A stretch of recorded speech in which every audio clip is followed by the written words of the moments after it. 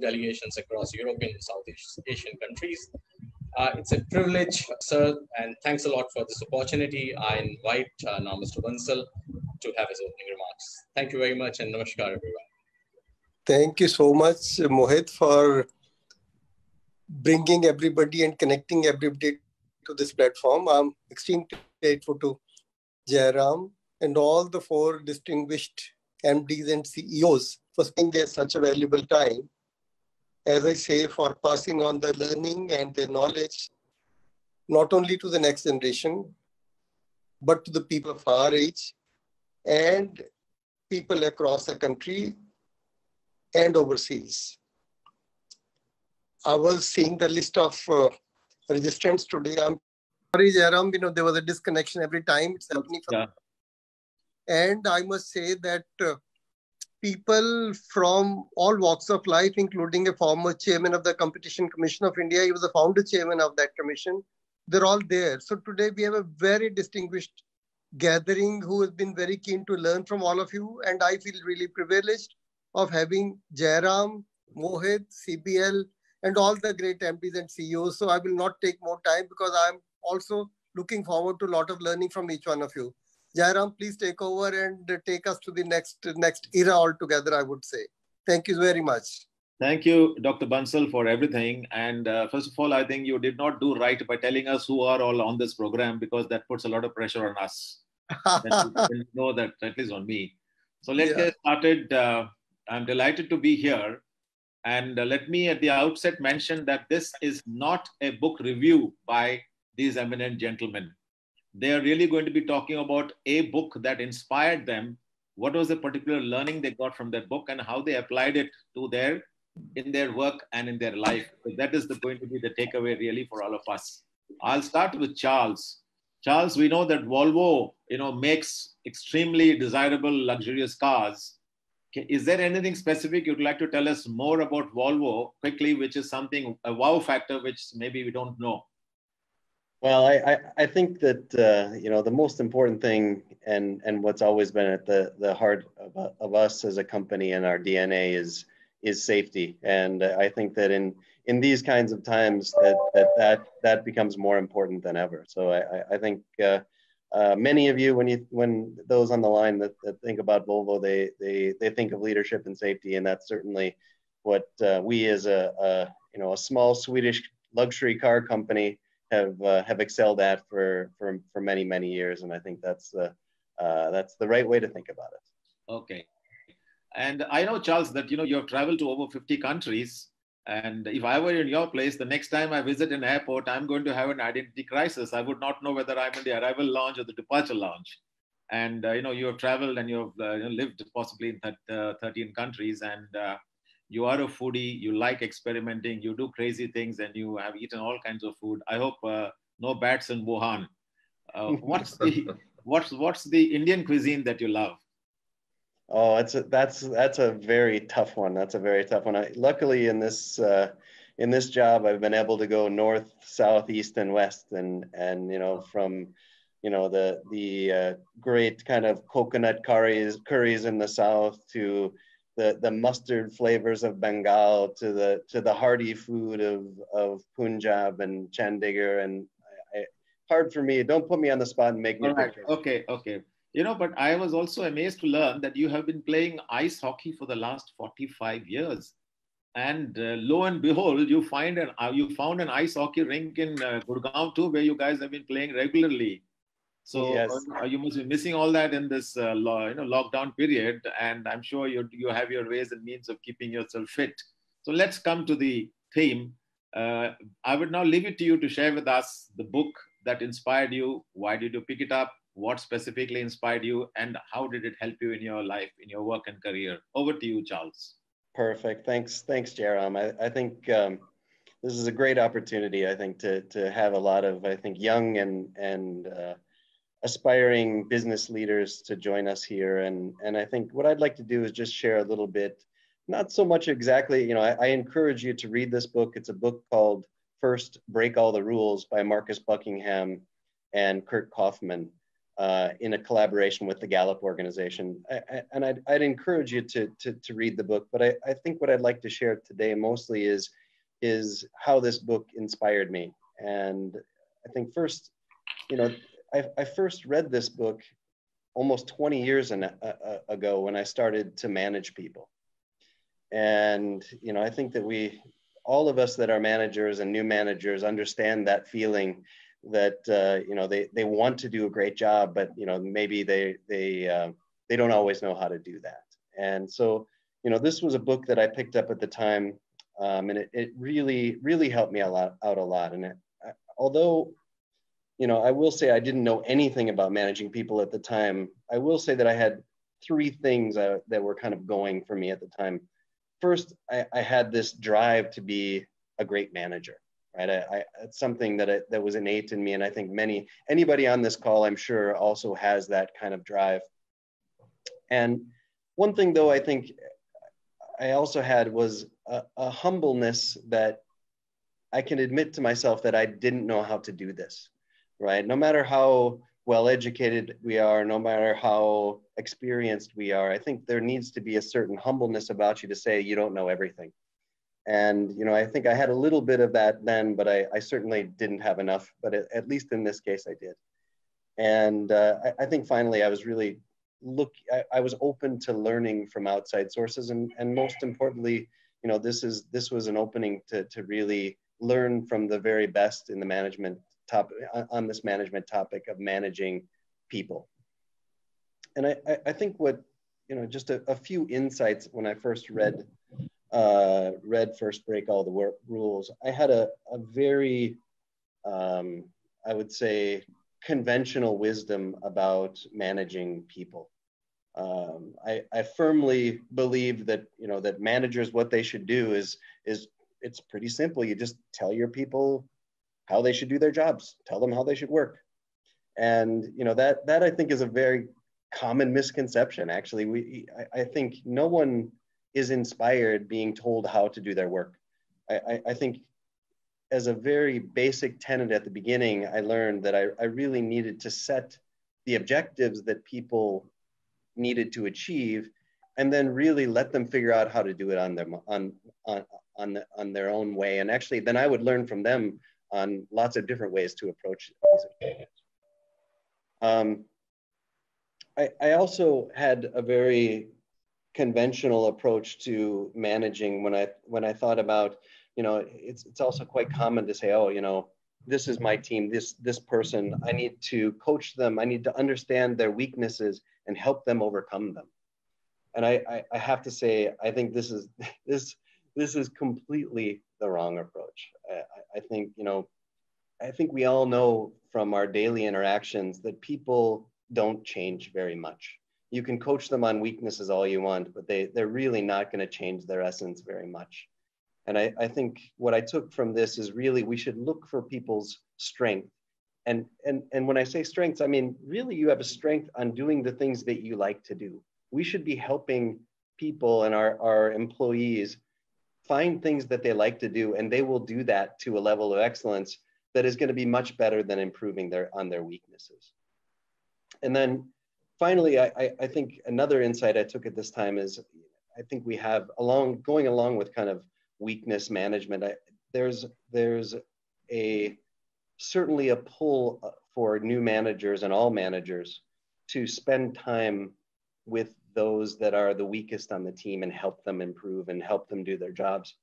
When really, I think you get the most out of your own management time when you spend time with your best. You should be spending the majority of your time with your best people. That way you learn execution, you learn from excellence, and then you can help the organization even more.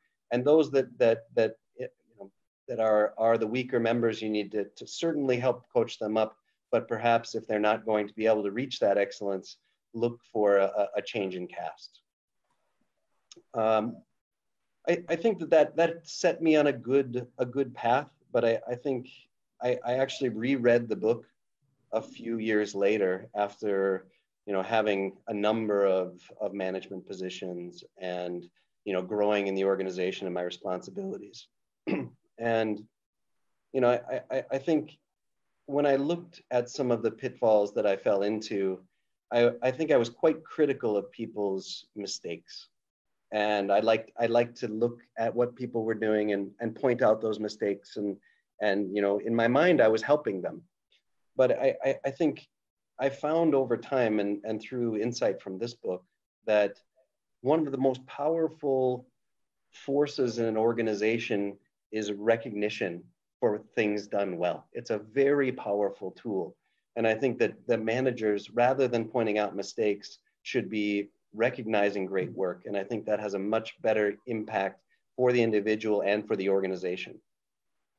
And I think finally, what I'd take away from this book is just the way that I spent my time in my early years compared to how I spend it now.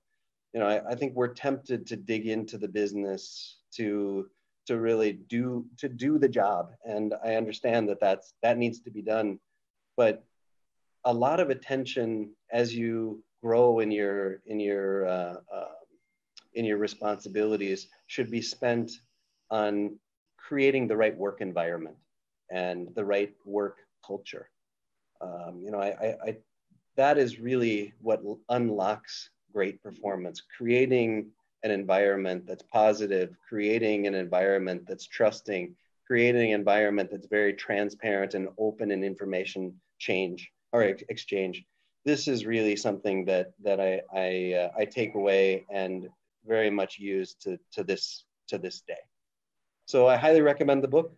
I would encourage you to read it, and I hope you can take away some insights as well and learn from some of my mistakes. Thank you, Charles. Those are really some fantastic words of wisdom, but the way you delivered it, I'm sure there are a lot of people who are listening to us, CEOs, CEO designates, wannabe CEOs. I think they understand that the CEO is not a Superman. CEO can be vulnerable. Far from it. Yeah. And I think there's so much that you have just shared. So coming back to books, I think we all have friends in books. And while you were talking, my mind went back to the poem Daffodils by William Wordsworth, because it's all about, he saw this wonderful flock of golden daffodils that made him happy. But later on, whenever he used to feel sad or when he used to feel alone, he used to take his mind back to that wonderful visual and he used to feel happy again. And that's what books do to us. Anything that you find in a book which you remember, you can always draw on it. And let's not forget, lonely is the head that wears the crown. So we need something like this to also keep us going. So thank you for all that. And let me now move to Bimal. Hi, Bimal. Bimal, I believe that, Indus Towers, the company that you run, is possibly the world's largest telecom tower company. Tell me if that is true. And if possible, quickly tell us something more which will wow us about your company. Well, firstly, good evening to everybody, and thank you, Jairam, for inviting. And Charles, really appreciate your insightful presentation. Yes, Indus Towers is a young 11-year-old company born as the largest telecom infrastructure company.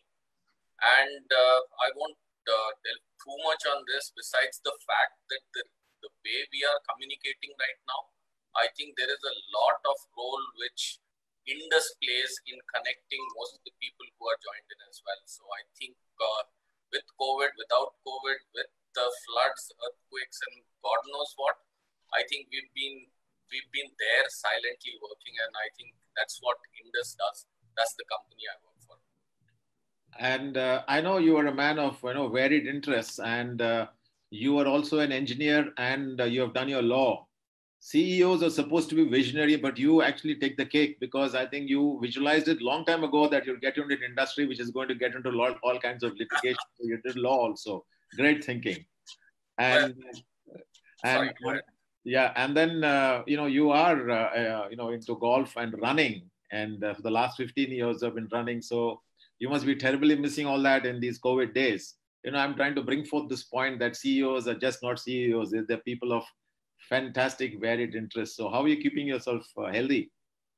Well, Jairam, I think you have a knack of binding people including, just as you bind your books as well. Now, I was wanting to at least talk about two books, and one of them happens to be about running, which is this Haruki Murakami-san's, the memoirs as well, where I think just 4 words around it is running is a metaphor. It's not necessarily a physical exercise, and that's how I believe.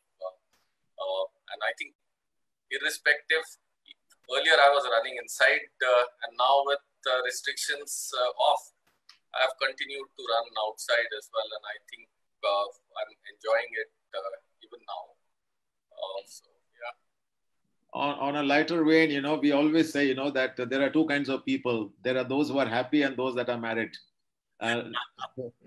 No, if you're married, you can't be happy. So coming to running, those of us who are married, we know what it means to be running all the time for our life. Now we'll come to your book that you're going to talk about today. Could you now, take it from here and share with us the book, what inspired you and what learnings and how did you apply it? Great, thank you. I will do so. But let me first comment. I think there is a lot of common thread between what Charles mentioned and what the book I'm going to talk about today as well. And I think it's amazing how there is a connect between the books and the thought processes as well. So today I'm actually going to talk about how will you measure your life. This book is authored by Clayton Christensen, and we have James Allworth and Karen Dillon also as the authors. Now, I would start by introducing Clayton Christensen, the author. And I think first things first, we lost Christensen on 23rd of January this year. So this year claimed him after a prolonged illness fight with cancer. And I would certainly and humbly like to talk about this book as a dedication to this great individual, great human being and author, Christensen as well. So I met Christensen around the October 2014. And this was while I was attending my AMP program at Harvard. There were 180 students. And if you all remember, Clayton Christensen is also the guru for innovation. He's written lots of books on innovation, including disruptive innovation as well. And I think in most of the companies, it was given that the new growth wave will come from innovation. And obviously, Christensen was very, very sought after speaker. So here we were, all 180 people waiting for Christensen who walks in, and in he walks. A tall personality with great modulation, delivers a great lecture, and we were all gripped by his knowledge and what he had to share about innovation. Then what happened at the end of the lecture was something which was quite amazing or quite different than what we had thought. He started to drift towards corporate ethics, and his personality completely changed.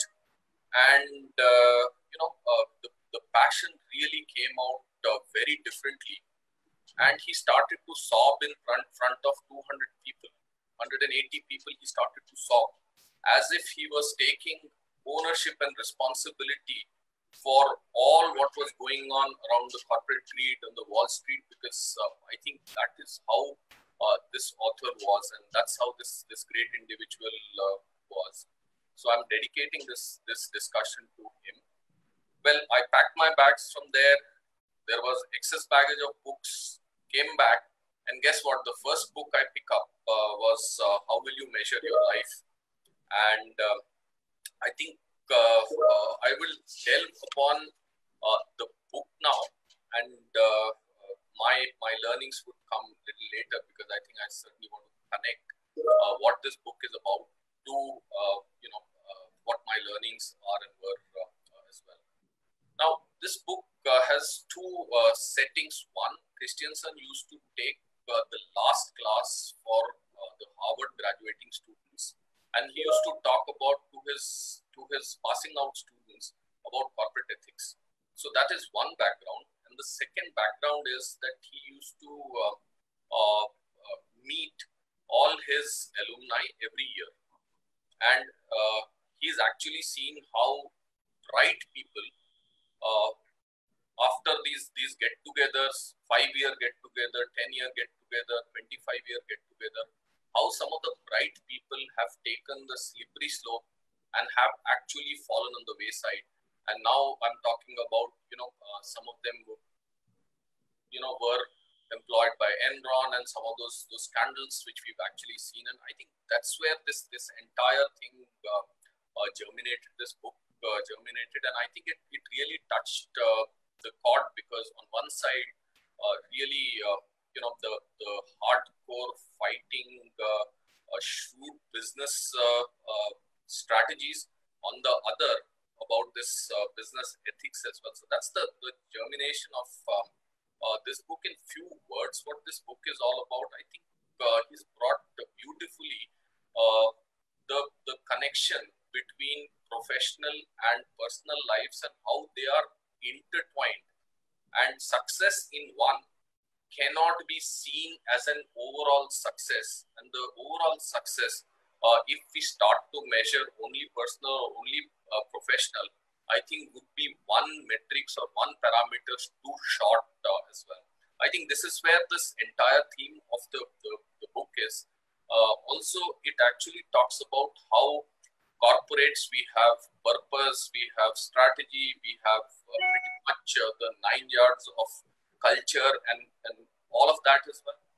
I think he talks about how the individual purpose, the individual culture within a family, individual strategy, individual career strategy, how important it is as well. Now, let me also say this, that Indus, I joined 11 years back, 10 years back, and I read this book in 2014. So this book actually came, and I didn't have the privilege of having this as my base book, as Charles mentioned, but this actually gave me some kind of reaffirmation of direction which we have set this company for as well. And I let me bring Indus into the picture. This company, as I said, was formed 11 years back, and this industry never existed. And the management had a choice. The choice was to possibly run it with a very compelling what. Instead, I think all the employees and the management got together and started to look at what would be the purpose of a company, what would be the culture of this company, and we all co-crafted certain amount of values for Indus and possibly the purpose as well. And with really a missionary zeal, we've been following our values to the hilt as well, and to almost like a non-negotiable extent as well.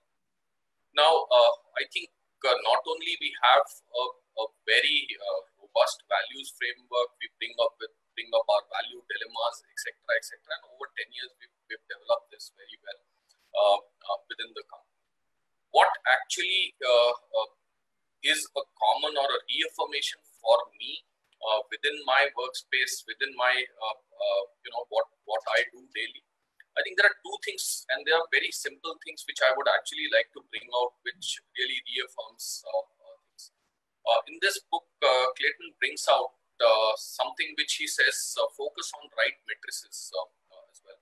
And I think here I would like to talk about two matrices which I think we have been focusing on, and I think it's a very clear guiding principle for Indus and me as a leader as well. First one is we keep talking about one thing within Indus, and this has been a constant, that we don't employ people, we employ families.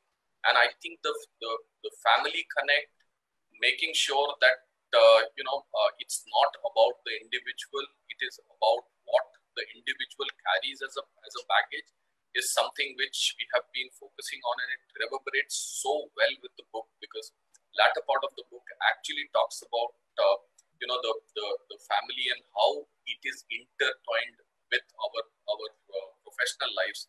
And if we try to separate we will start to see an incomplete measure of life as well. The second one is obvious, and I would certainly like to still state it as well, which is integrity as a cardinal value. Now, with large scale operation across India, with coming in conflict with a lot of environmental challenges, I think we as management had initially a lot of requests for gratification and to further our business. And I think we did exactly what we were supposed to do, continue to stick to our values and make sure that we will not be interested in business which has any kind of gratification involved as well. I'm happy to say that it works as long as you are overt, and none such requests come in and it's stopped. Years back, the entire organization has been soaked in this color. So focus on right matrices and you will certainly get the right results, and it really reverberates. The second one is the one which I would certainly like to very close to my heart, and Christensen actually talks about teach them how to think and not what to think. And I think this is what Charles also mentioned in one way or the other as well. And let me explain this as well. It's about telling people how to do things or what to do things rather than allowing them to think as well. And I certainly want to bring out one incident in which I was certainly in the middle of it and middle of decision making, and this is how I actually chose make them how to think rather than what to think as well. We were running our strategy session, and this was after I came back from my program and was exposed to this book as well. We were running our strategy session, which is the 5-year strategy session.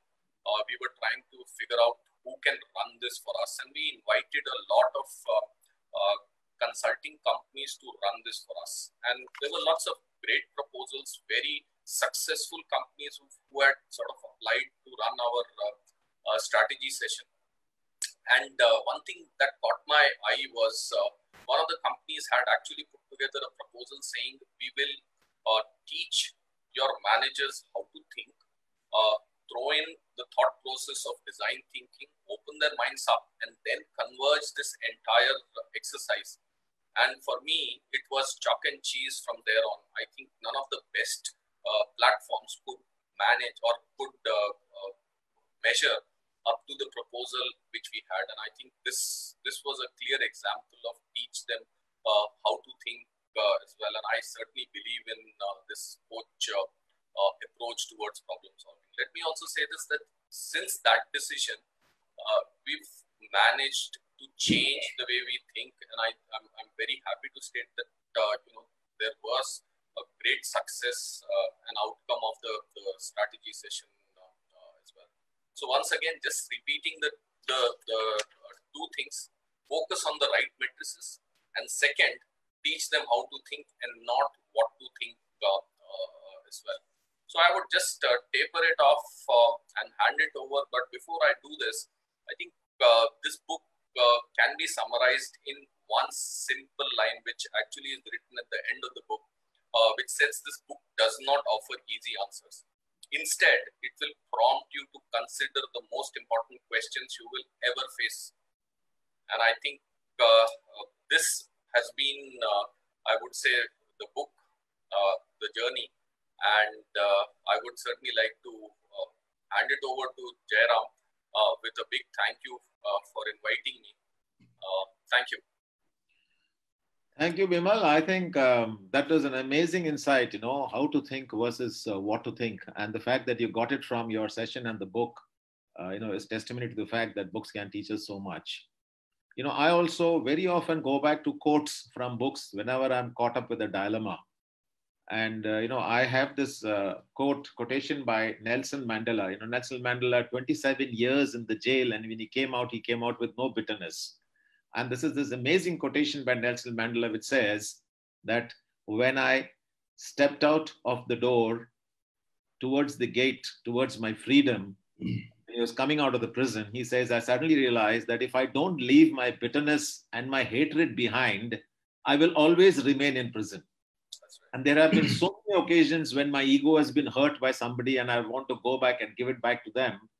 And then this quotation I remember, and then I know then it's no longer important. I say, one has to grow out of these things. So books are so fascinating. And if we really work on them, there'll be things which will be our companion for the rest of our lives. Thank you once again. And now we come to Vinod. Hi, Vinod. Vinod and I, we work together at Hughes. So anything and everything you want to know about Vinod, but were afraid to ask, you can talk to me. Vinod is, about Hughes, the parent organization of ours, the original company was a great global leader in telecom software. Can you quickly tell us, just I've asked the others, quickly tell us something more about Hughes Systique, one or two points which will wow us. Yeah, so as we all know, Hughes is a global market leader in satellite communications. But what not many people know is that Hughes has pioneered some of the technologies which actually make the mobile telephony as we know happen. And another thing which I would like to state is that a lot of the software and the products which enable everybody and almost any citizen, any part of the world remote to able to communicate if there is a disaster, if there is a hurricane, if there is an earthquake. A lot of that software development happens at our center in Hughes Systique in Gurgaon. Oh, amazing. And I know you are a voracious reader. You love to travel. We have traveled together and you love your food. I also know that you love to cook. And I'm told that you're keeping your COVID days busy by, cooking all kinds of cuisine. And more importantly, also, and you enjoy eating a lot of that. I hope you're taking care of your weight. Yeah. But yeah, I'm polishing my skills so that I'm prepared for my post retirement. Maybe I can start a restaurant. Right. So let's come back to the book now. And your book was a very fascinating title. I'll let you say that and share with us what in the book inspired you and how did you apply it to your work and your life. You heard the other two speakers, so that will give you a cue. Thank you, Vinod, and please take it from here. Yeah, so first of all, thank you, Ram, City Book Leaders and NDIM for inviting me to this very fascinating concept where I'm not only sharing what I know, but also taking 4 times in terms of the knowledge and experience from everyone else. So before I come to the book, I would like to share a small story, and I'll take you back in history, 1992. That is when Hughes decided to set up an engineering R&D company in India in response to the economic reforms rolled out by the government of India. Our CEO, Anil Sharma, was an Indian origin American and old-time Hughes employee who had come to India to start the operations of the first Hughes company in India, Hughes Software Systems, HSS as it was popularly called. I joined HSS as part of the core team, excited to begin my journey as a manager and leader with a pioneering high-tech company. As part of our induction and initiation into the company, Anil got us together in the boardroom for our first formal management meeting. So we all were looking forward to his opening remarks, hearing from him. And I still remember his opening remarks. What he said was, friends, we have set up this company to have fun. Masti karenge. We were shocked. And before we could react, he said, I'm serious. Yes, we all will be working very hard doing R&D and software development for Hughes and other customers. But what is important is that you have fun while working in office and you and your families lead a happy life. As if this was not enough, he came up with another one. He said that it's not me or any of you who will be managing this company, but it will be all of us, including our vendors, partners, all those who are anyway responsible for running the operations of the company, be it security guards, pantry and housekeeping contractors, cafeteria providers, taxiwalas, etc. They are all part of the family and need to be respected and treated like any of us. Now, fast forward to January 2020. I would like you to listen to the short audio clip of the same Anil, who is now our CEO of our current company, Hughes Systique. And the occasion is our annual all-employee get-together and party. So just give me a second so that I can start this audio.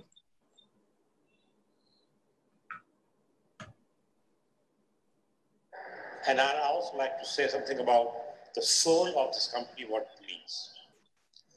I like to think I'm your champion. My job is to take care of you. When we say, Windows said, we made this profit, company did well, what the hell does it mean? Who cares? If this does not translate to your personal growth, both financially as well as skill-wise, so that you get higher in life, you feel better about yourself. If we can do that, it makes no sense to have a company. There are companies who survive solely by increasing the value of stockholders or owners at any cost. They will suppress the employees, they'll abuse the employees, whatever it takes, they do that. And they're a successful company. They make a lot of money. We have so many of them here.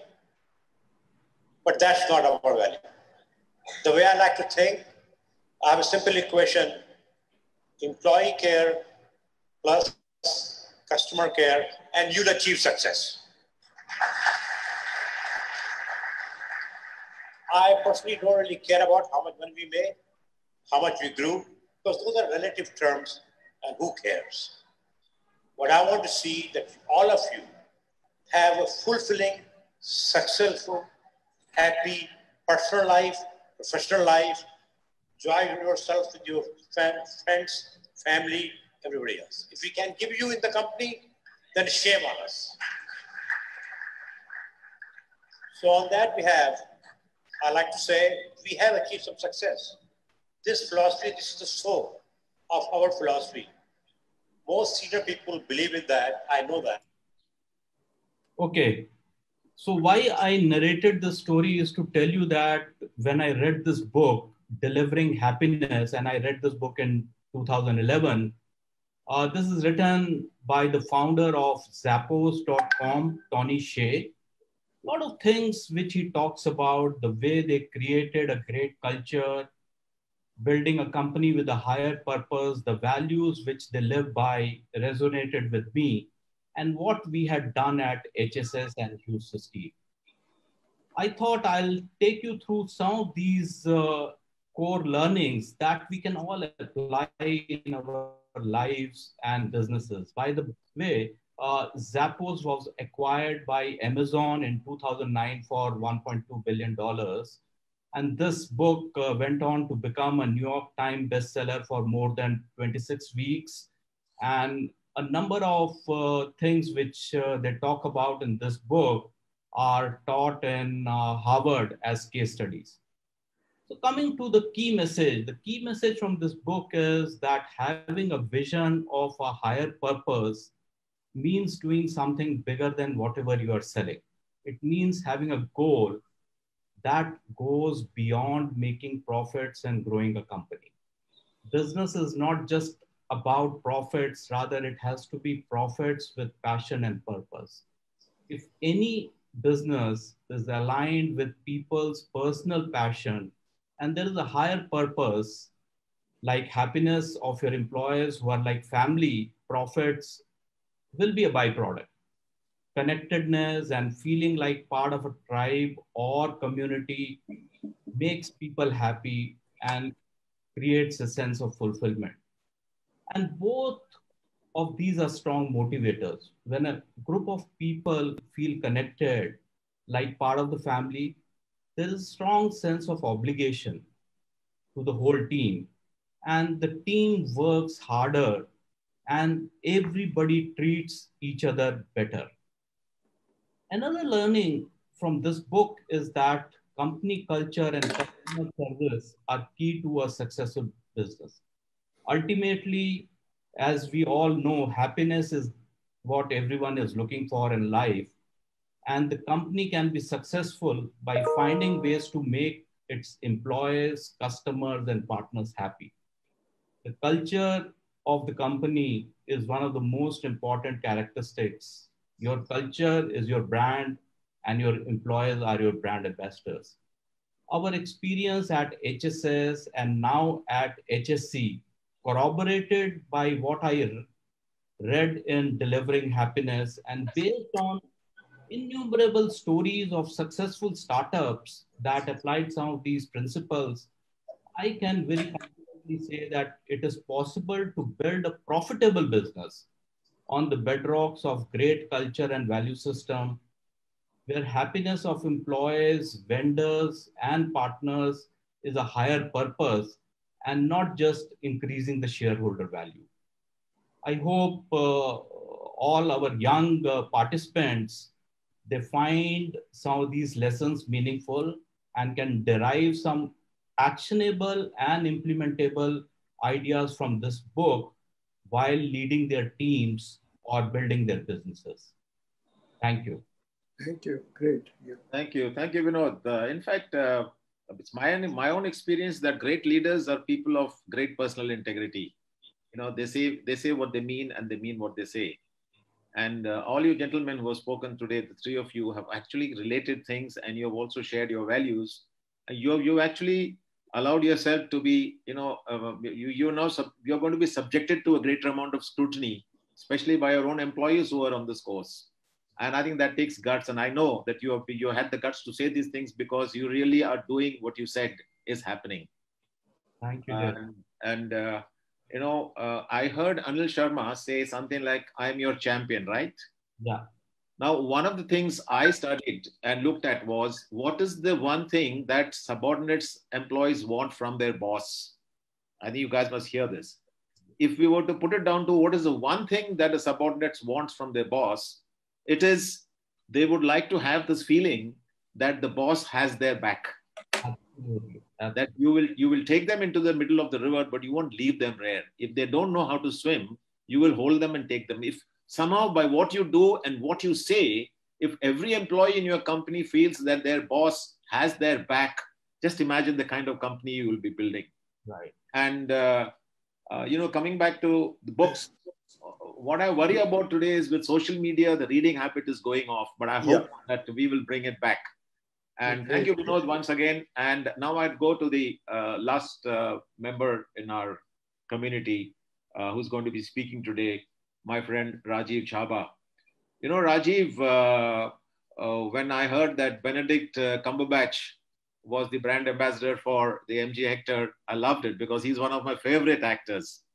And personally, I think he has a lot of integrity. So when he says, this is a great car, I believe him. So you guys have created quite a storm by coming into the country in an extremely competitive environment and, making waves. Here is your opportunity to say something more and sell that car of yours in the next one or two sentences by wowing us and the audience. Tell us something a little more. In fact, Jairam, it was pretty tough. And in fact, lots of guys wrote our obituary before we arrived. and still, I think a lot of naysayers. So that keeps us on our toes.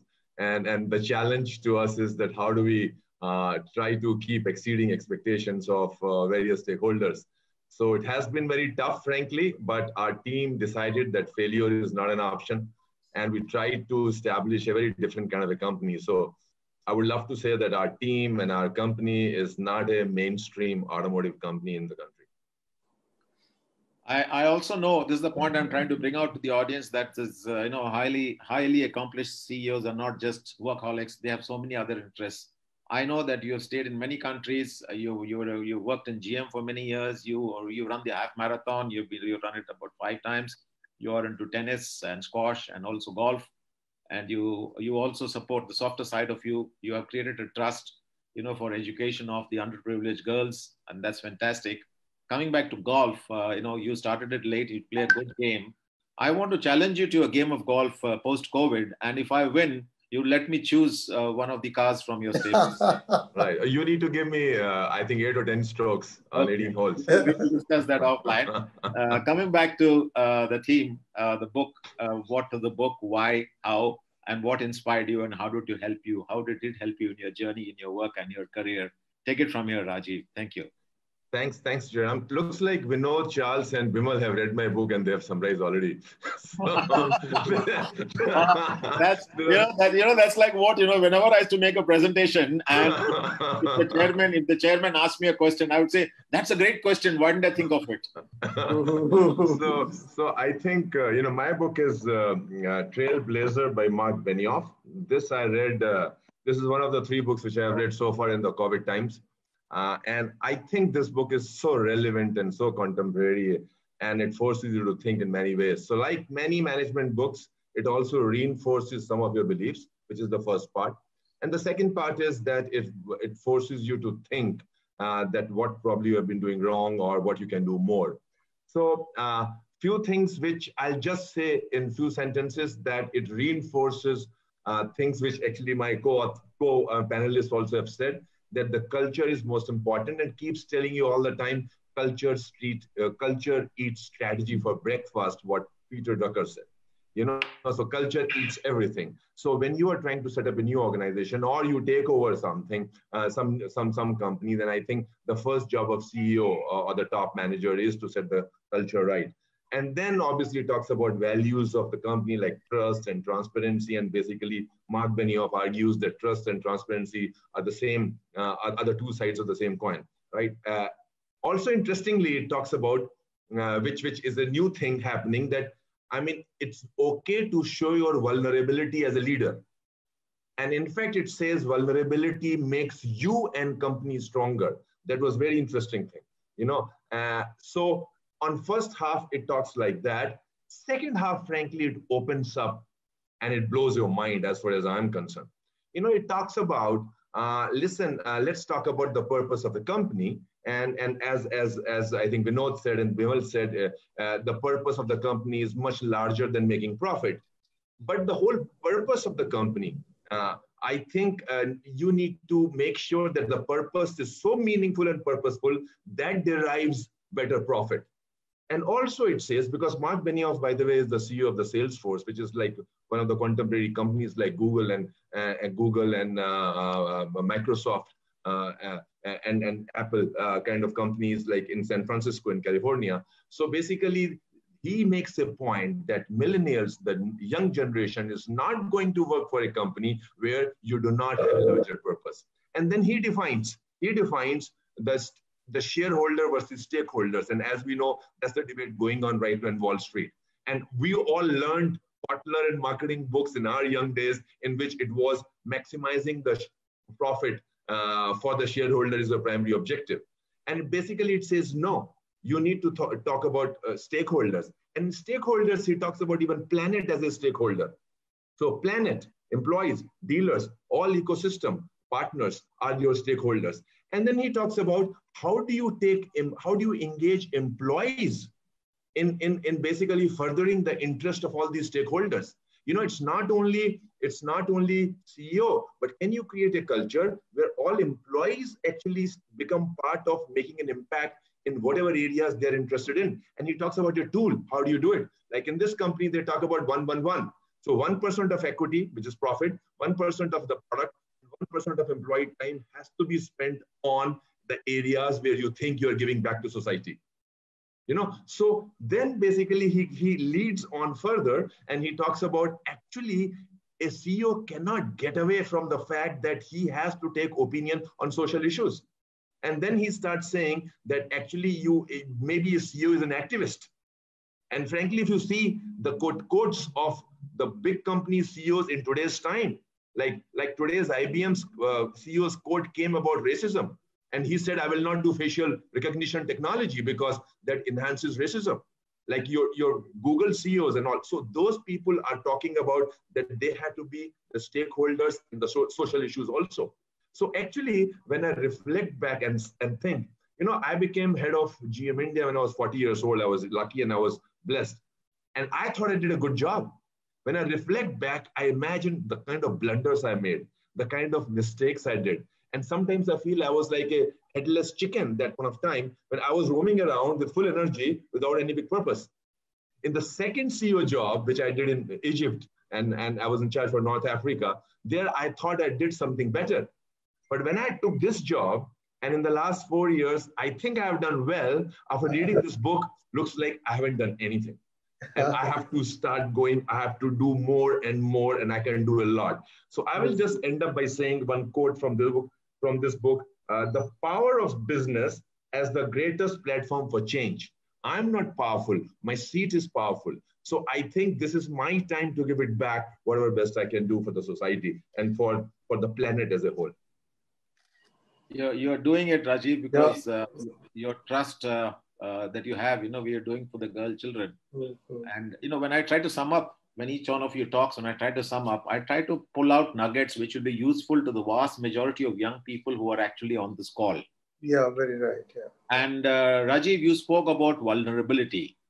I remember, Charles and me, Charles was the chairman of the jury when we were in the business world jury for choosing the best HR company in the country and HR leaders.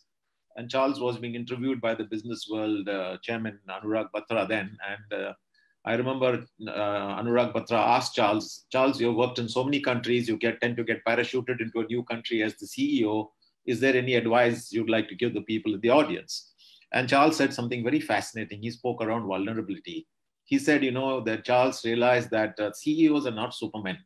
And we are seeing that tonight, this evening. He said, a CEO need not have all the answers.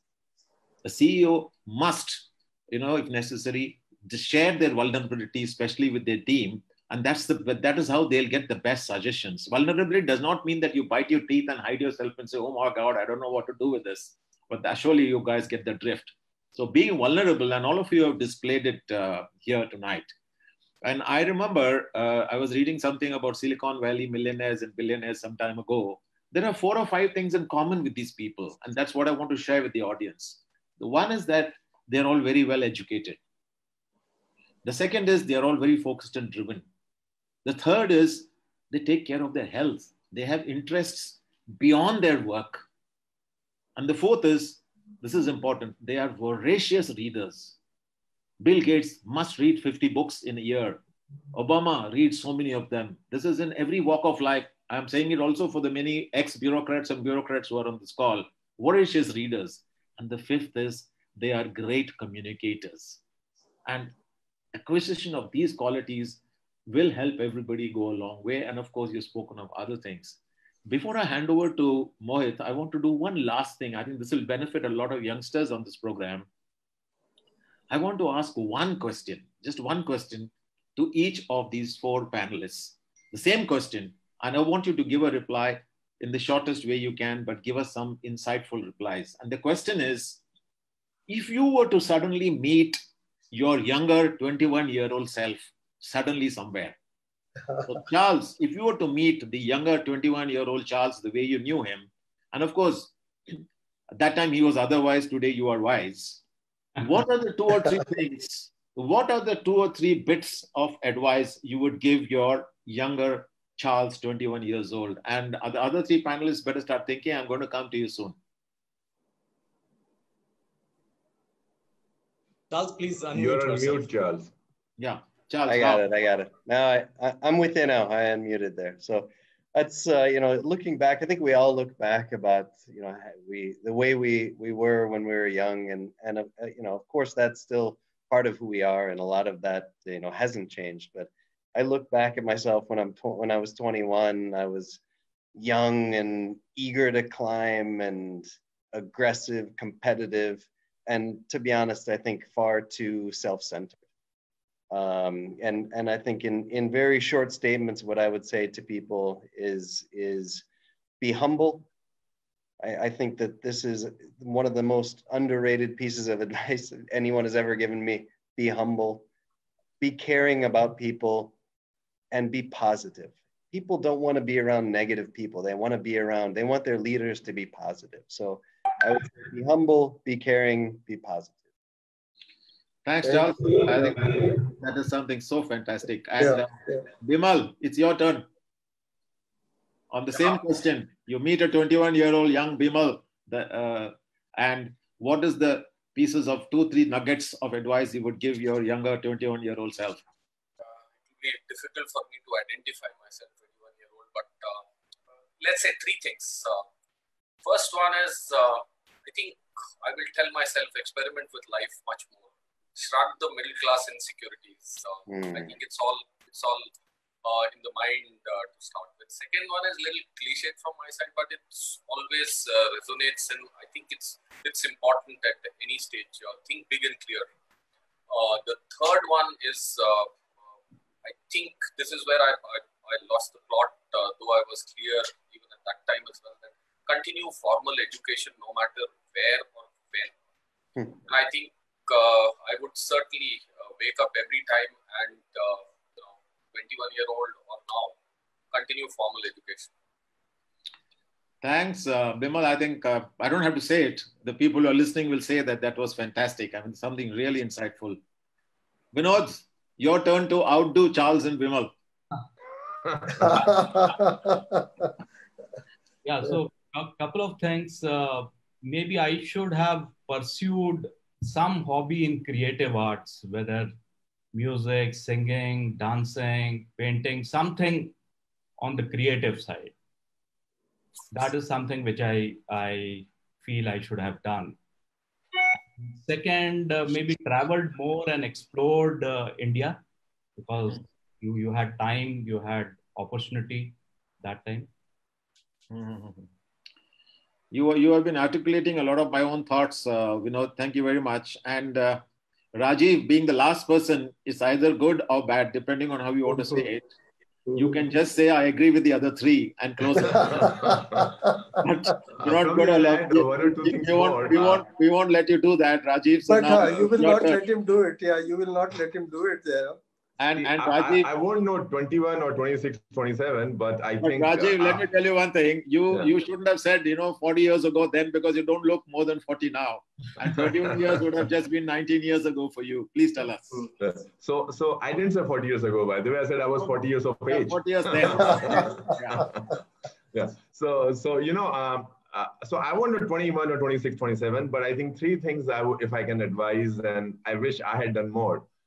So it's both ways, right? I think I would like at that age to spend more time with your young kids. I wish I had done that. Second, I think I would have loved to pick up another language, which I didn't do. And I had a chance. I lived in Japan, I lived in China, I lived in Egypt, but I couldn't do it.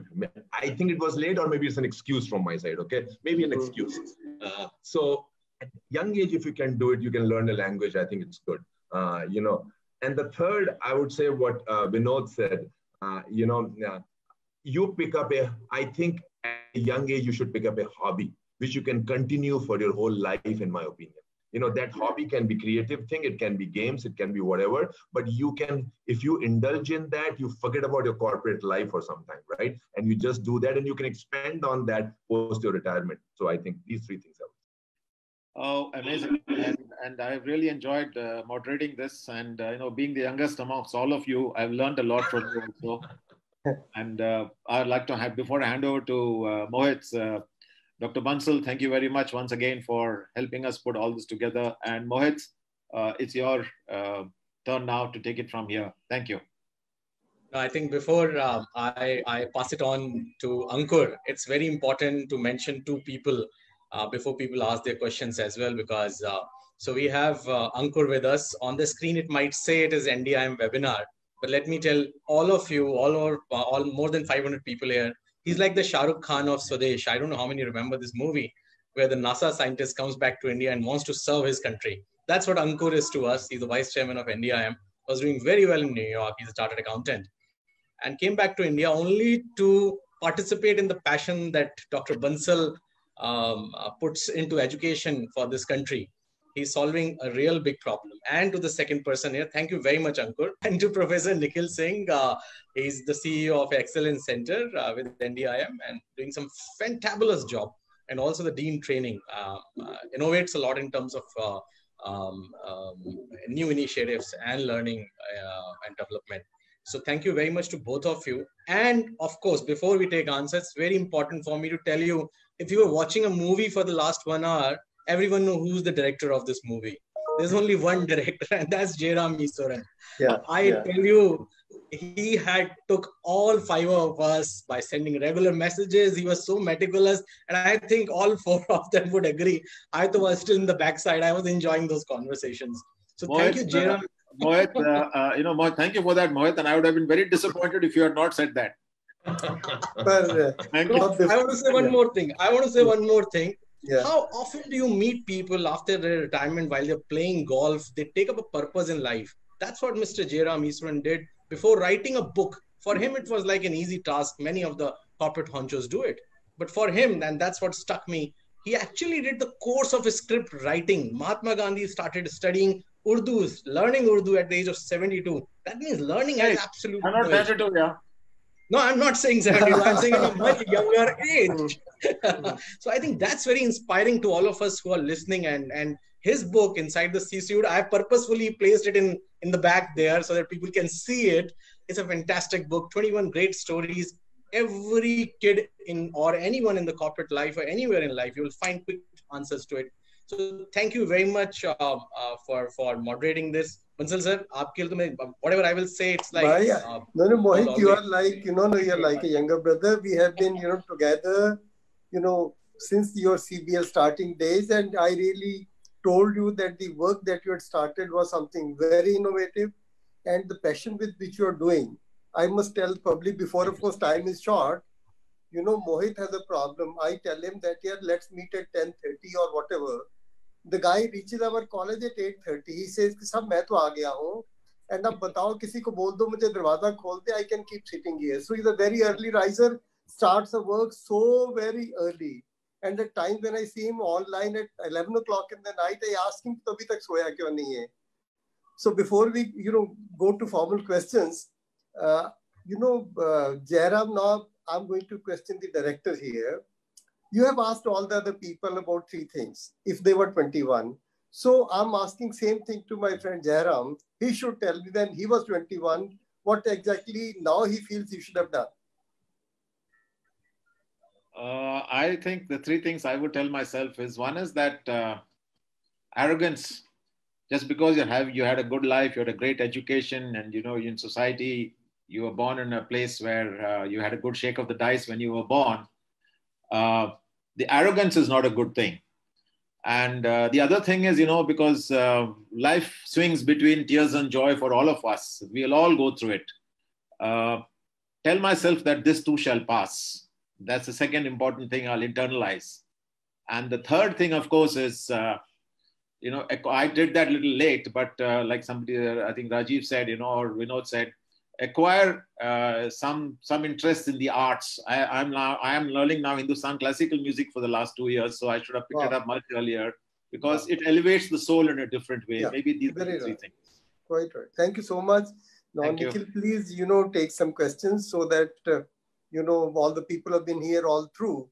I'm sure they had a very good time, but let's see what exactly, they're wanting to know more from us. Yeah. So on a lighter note, test starts now for all our CEOs. Yes. All right. So first question has come from Mr. Dhanendra Kumar. He is a former civil servant, former executive director at World Bank, and he was the first chairman of Competition Commission of India. He's asking, what are your views? I think this is with okay. So he's asking, what are your views on the short, medium, and long-term projections of the auto sector in India, and what are the regulatory or policy changes in your views are needed to push it up? So this is one question. I think this is for Charles, I believe. And I think Rajiv could probably handle this one as well. Yeah. I'm happy to chime in, but why don't you go first, Rajiv? I've been going first before. Yeah, I think the short term, if I take short term as few months during which the COVID virus is still there, I think the whole issue is about the supply chain management, and here I think we need to have a clarity like who can operate, who cannot operate, and the standard operating process. I think still people are opening up, the labor issues are there, and some suppliers are still not geared up and not able to ramp up. So in the short term, I think it's all supply chain side of issues. In the medium term, it will be a demand issue, and we need to have stimulus to generate demand. And there, I think the government can do something in the midterm to stimulate demand. In the long term, it's all about long-term policies of the country.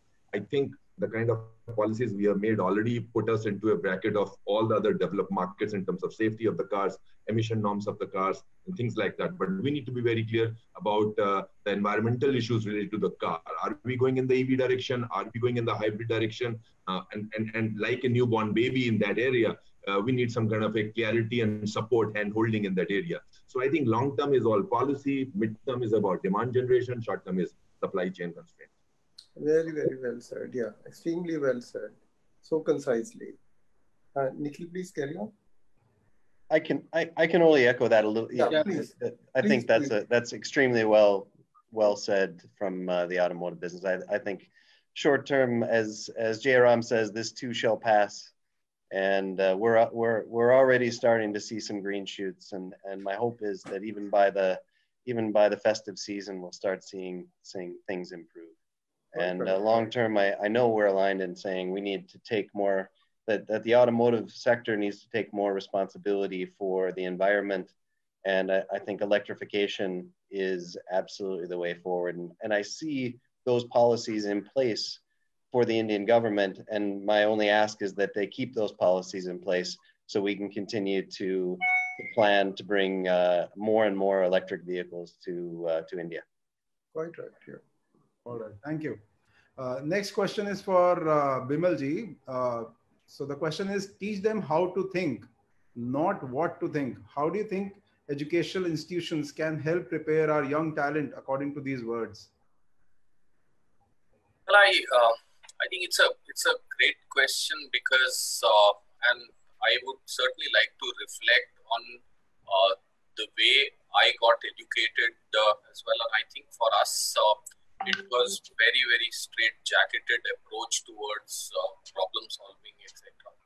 And I think what I do believe is missing and was missing during my time was not to give straight answers. Here is the question and here is the answer, but try and develop the thought process towards and the approach towards problem solving as well. And to me, and inspired by this, I did manage to step out of my directive approach, change the way I used to interact with people as well, and got into the method of coaching. If you actually look at the classical coaching methods as well, I think they are not directed towards do it like this as well. It is about asking powerful questions and getting the answers as well. My take is I think we should have at least senior level amalgamation of those techniques as well to develop students to get answers from them rather than being directive towards this is the question and this is the answer as well. I'm a big fan of executive coaching, which is what I believe in, and I think that can solve the problem. Thank you. That's remarkable. Thank you. Rajiv, this question is for you. The question is, in what ways do you think the culture of Salesforce described in the book is similar to culture at MG India, Motor India? So I think, one thing, it starts with the people and the policies. And we have taken pains to ensure that we get the best talent from the industry. And also, it's not only industry. Unfortunately, I have to say that sometimes it's the middle range of executives which is an issue. even at the top, if you have a clarity and the youngsters probably will follow you, it's the middle level, which basically has been doing the same thing, same way from last 15, 20 years, and that becomes an issue. So to change their mindset is a big issue. So here, in terms of people, we have taken some good people from the industry, and we are taking lots of youngsters not from the industry, not from the industry. So this is one thing. Second is policy. And policy, I think we have a very interesting philosophy. You can make policy in two ways. Either you say, I trust you unless you prove me wrong, or I don't trust you unless you prove me wrong. Okay. Unfortunately, and I hate to say it, and I would be happy to be proven wrong, most of the policies in our country are made assuming you are a crook, and I don't trust you. Right? And that's why I make a policy which is 50 pages, a lot of interpretation, and subject to a lot of, gray thing. Whereas if I trust you, I make a single page policy, and there will be outliers. There will be some people who will misuse or abuse it. But the system has to be such that you should find out these outliers, abusers, and handle them separately. But I would like to believe 90% of people in any company, in any country are good people. So they need to be given a good policy, simple policy, assuming I trust you. 10% or 5%, depending on the culture of the company or the country, you handle them separately. So these two things we have done in our company, and that's why our policies are simple. We don't need any consultant to interpret our policies. We don't have ifs and buts. In our company, if we say it's a 5-year warranty unlimited, we don't have 6 lines explaining our warranty policy on the car. It says everything is inclusive. And we give benefit of doubt to the employee and to the consumer. So this is how we are trying to make the culture. But again, let me tell you, we are not saints. हम भी पाप करते हैं बीच में. So it's not a culture which it's everybody's great and our company is great. No, I think we have this fundamental foundation and we keep improving upon it. We also stumble upon many challenges, but I think with that spirit, we try to solve it. All right. Okay. Jairam, Yeah. I will have to log out because I have to get into another call in 2 minutes. Thank you so much, Vinod. Let me ask one last question with Vinodji, before you leave. Vinodji, the question is, what is the biggest takeaway you can share from the book, keeping in mind a lot of MBA students are heavily inclined towards entrepreneurship? So I think, the biggest takeaway for students, and as you said, if they are inclined towards entrepreneurship, is that they should definitely read this book and just see how Tony Hsieh, during his journey, right, discovered his passion. And what he found was that his passion lies in creating something, building something. And that is how he started Zappos, even though before Zappos, he had started Link Exchange and had sold Link Exchange during those days, which was early 2000, to Microsoft for $225 million. Okay. But then what he felt was that he wanted to continue with something, again, build something new and make it big with a higher purpose. In fact, I didn't mention this, but Vinod is really mentoring a lot of very successful startups, and you are the most qualified to really answer that question. And thank you for your presence here, Vinod. And Vinodji, before you go and before you form, I thank you formally, because we'll carry on maybe another 10 minutes with others. I just wanted to mention you because the final introduction given by Jairam, that's very useful to the students with us, because we are the Pan India Incubation Center for the ASSOCHAM. We're the only college they picked up Pan India. And on their 12 roadshows in 2019, we were partnering with them. So I would keep on requesting you to kindly spare some time, because now the government of India is giving MBA into entrepreneurship also from this year. And possibly we would be, entitled to give it that. AICT possibly is going to sanction. So we'll have to be banking upon this skill of yours for the benefit of the next generation. No, I'll be happy to contribute. And Sir, you may not remember, I had visited your college about 4 or 5 years back. मुझे याद है भाई, मुझे याद है. उसके बाद आप गुम हो गए हो ना, इसलिए I'm reconnecting, I'm reminding you of your commitment that you had given to me that time. Absolutely, I'll be happy, sir. Thank you so very much, and of course we'll miss you for the next 10 minutes.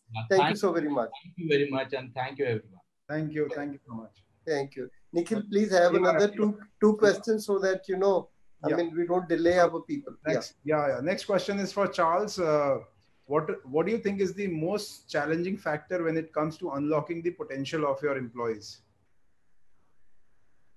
To be honest, I think it's just getting out of their way. When I look at my employees, I've worked in a number of different countries. I've worked in the US, from the US, China, Sweden, Japan, and what really amazes me about India is the sheer capability of people.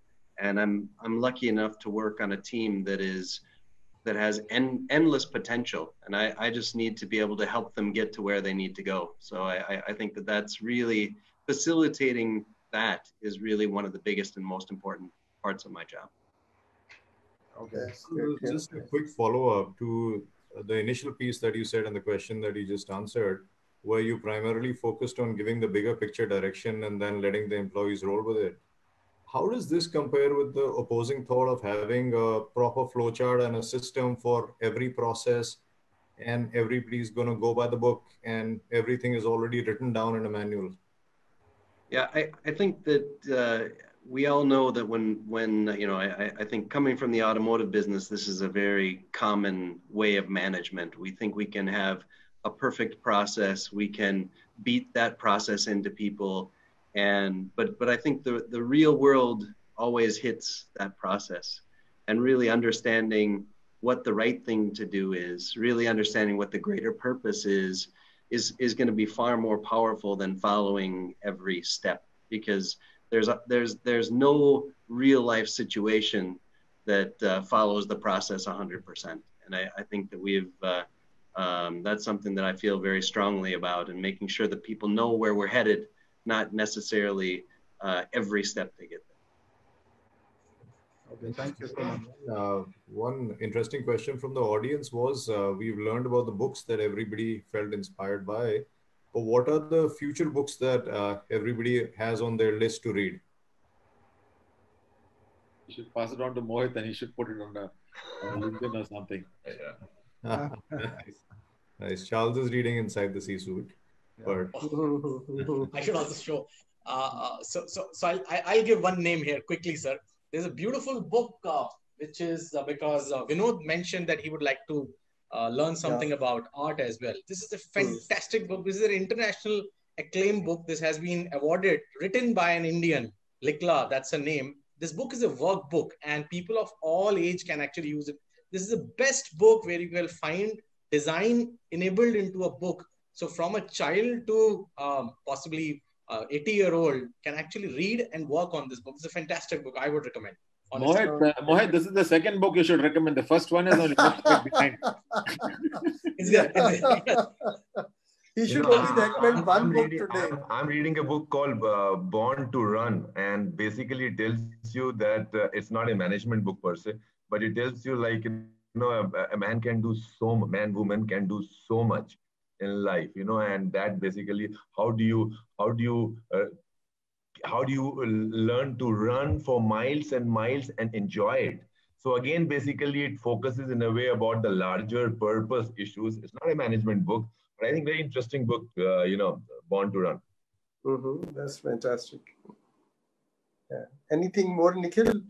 We have another question, or you'd like that most of the questions have been answered by the session taken by everybody? I think so, but just a final piece we can ask for a lot of the audience, which are students who are currently pursuing management or will be joining a management program.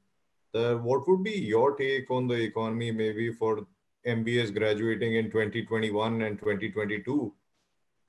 Where do you see future for them? Where do you see the economy for them maybe 2 years later? And what should they be doing now for the next 2 years to be better prepared? for the roles of the future?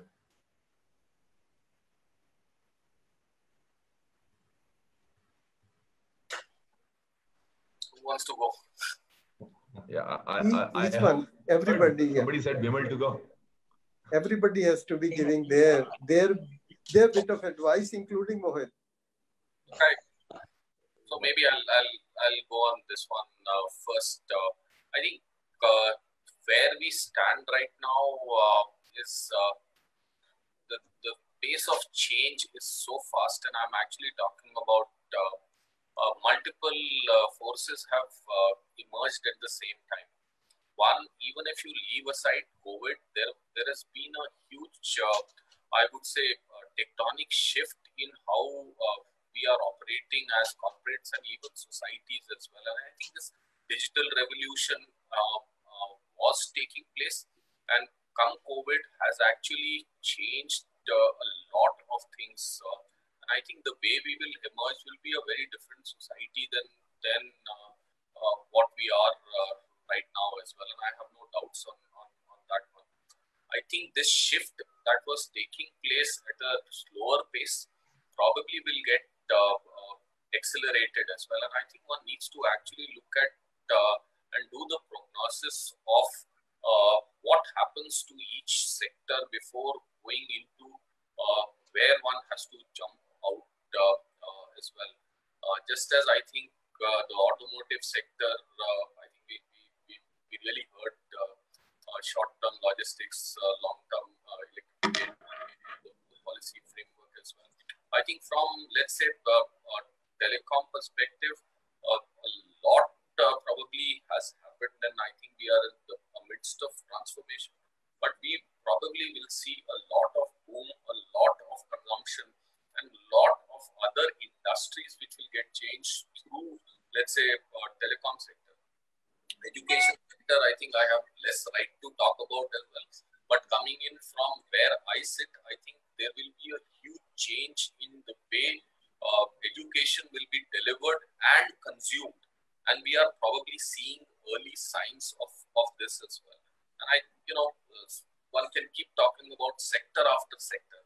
The good news for the current students is that one can seriously visualize which direction we would be going, and probably make a choice which reverberates with their hearts.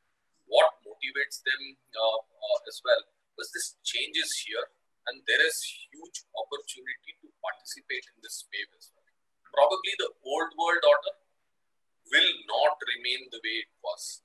So that would be my message. If I talk like this to my daughter, who's coming out of class 12, she would say, "Excuse me, easier said than done." Yes, I think it's a very difficult time. But such pace, I think, is always difficult to manage. But it is fraught with opportunities, provided we focus, think, and change. Oh, that's really great. Thank you so much. Each one, please give your, honest views onto this. What exactly is the future for the graduating people after 2 years, and so that, mentally they know what it is, but your word will make all the difference to them. So I'll go here. And if you don't mind, after this, probably I have to log off if you don't mind. No, that's closing now. That's the last question. So I would say that, listen, when I was 30 years back MBA student, did I imagine what I would be doing at the age of 50? No way. Right. And probably I can say with confidence for 95% of people. They didn't know 30 years back what they would be doing. In fact, if I reflect back on my journey, and even 10 years back, I didn't imagine I would be doing what I'm doing right now. Okay. Right. So it's difficult to plan everything. And by the way, it doesn't happen. So at that age, sometimes we are too keen to know what is my career, what's my future, what is my first job. I think all these things do not matter. What matters, right? And also it doesn't matter that if you are studying to get good marks, it does not matter. I think what matters is your karma at this point of time, at this stage of your life, is to study. You keep doing that. Learn more, you please do that.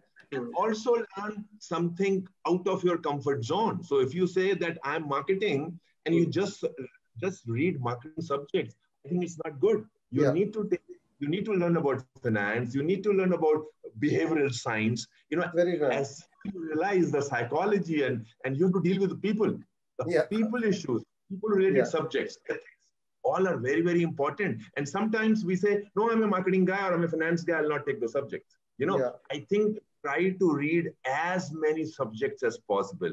In the 3 Idiot thing, there was a dialogue that, you are here to acquire, whichever college you are in, you are here to acquire knowledge, not to get marks, So I think please do that and rest, enjoy your life and try to be happy.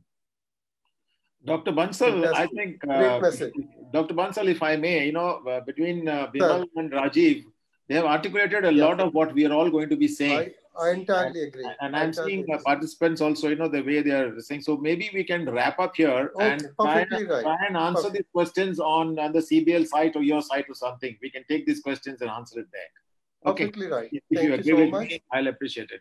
No, thank you very much. All the panelists, all the speakers, thank you, Mohit, thank you, Bigger Way, the director of the event, Jairamji, and all the great participants. They have been waiting for this day. They've been waiting to meet you people. They've been waiting to listen to all of you. Thank you, each one of you, for being with us. And please, I'm also seeing your passion of teaching, your passion of mentoring, your passion of staying connected to the next generation. Please do that. Mohit will provide the platform. We'll provide the platform, and we'll keep requesting Jairam to be the person going between us, because all of us, as I can see, and I don't say this age, but after such a long innings, we all feel that we have so much that we can give back. When you go back 20 years, 30 years back, we have been saying that this I would have done. So I think this is what the young generation needs to be knowing. I'm so very happy to all that. And all the participants, they have met today, they have listened today to the dream MDs, dream CEOs of dream companies. So to me also, it's a great kind of an event, great learning, great meeting each one of you. The things that we see on the road, the things that we see on every station, every tower is there. So we never knew that people behind all that are so simple people sitting with me all the time. People are willing to give all the time. So I'm so very happy that you people decided to come. Next week, this Saturday, again, we are having another big event. 30th June, we are having our convocation. Agriculture Ministry has agreed to come. So I request each one of you to please stay connected, because we need to be taking so much from you for the next generation. Me together, myself also, it has been a long innings in the government for 40 years. And thereafter, I feel really mad that whatever I learned, there's so much to give to the academia, so much to be given to the students. And that is what keeps me working for 12 to 16 hours a day. And I really, very honestly seek your help. Very much, everybody. Thank you once again. All the participants, extremely grateful. And thank you, my board of directors also, for being a part of this show. Thank you very much. Thank you, Jairam, once again. Thank you, Mohit. Thank you, Charles. Thank you, Bimal. Thank you, everybody. Thank you, Rajiv, everybody. Thank you very, very much. Thank you. Let's meet very soon once again. Thank you so much. Thank you very much. Bye-bye. Thank you. Thank you. Thank you so much. Bye-bye.